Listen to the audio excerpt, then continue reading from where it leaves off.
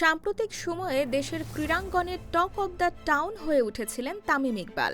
BCB পরিচালনা পর্ষদের নির্বাচনে সাবেক এই অধিনায়কের অংশগ্রহণ এবং অনিয়ম, সরকারি হস্তক্ষেপ সহ একাধিক অভিযোগ তুলে শেষ মুহূর্তে মনোনয়ন প্রত্যাহার দেশজুড়ে আলোচনা সমালোচনার জন্ম দেয়। একই দিনে একরকম অব্যক্ত অভিমানে দেশত্যাগেরও আভাস দেন। তামিম জানান, বিকেলের ফ্লাইটে দেশের বাইরে যাচ্ছেন তিনি। তবে পরক্ষণেই বিএনপিপন্থী একটি সামাজিক অনুষ্ঠানে তামিমের অংশগ্রহণে সব মিলিয়ে ঘটনাগুলো এক ধরনের বহুমাত্রিক বার্তা বহন করছে। রাজধানীর গলফ ক্লাবে উপজেলার এক নেতার ছেলের বিবাহোত্তর সংবর্ধনা অনুষ্ঠানে তামিমকে দেখা যায়।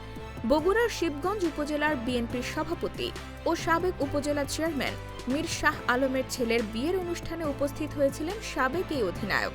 সামাজিক যোগাযোগ মাধ্যমে ঘুরে বেড়ানো ওই অনুষ্ঠানের একাধিক ছবিতে আগত অতিথিদের সঙ্গে তামিমকে খোশ গল্প করতে দেখা যায়।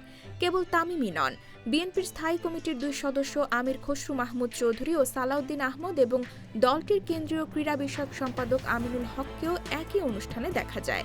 এ নিয়ে ফেসবুকে নবদম্পতির জন্য অফুরন্ত শুভকামনা ও ভালোবাসা জানান আমিনুল। এক প্রাণোচ্ছল মিলন মেলায় রূপ নেয় বিয়ের অনুষ্ঠানটি।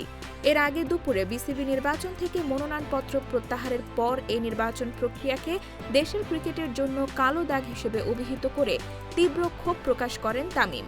তবে অনুষ্ঠান শেষে বা ঠিক কখন দেশের বাইরে পাড়ি জমান তামিম, সেই বিষয়ে নিশ্চিত হওয়া যায়নি।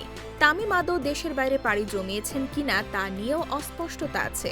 আর তামিমপন্থীদের সরে যাওয়ায় একরকম জৌলুস হারায় বিসিবি নির্বাচন। শেষ মুহূর্তের এই নাটকীয়তা নির্বাচনের মোড় কোন দিকে ঘুরিয়ে দেয় তা দেখার অপেক্ষায় গোটা ক্রিকেটাঙ্গন।